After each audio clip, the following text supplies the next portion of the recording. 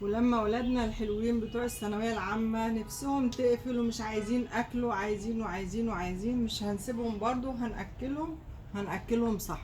اهم حاجه طبق السلطه والطحينه، وادي الخمره الحلال بتاعتنا، بيسموها ايه يا ولاد في المحلات؟ ويسكي. ويسكي. برضه عملنا لهم جوه. وادي سندوتش الكبده عشان نعوضهم الحديد والحاجات اللي هم بيفقدوها. وادي الحواوشي، عملنا اللحمه حواوشي وهياكلوا وهيتبسطوا، ومش هنجيب حاجه من بره. وان شاء الله تبقى سنه سعيده على كل بتوع الثانويه العامه.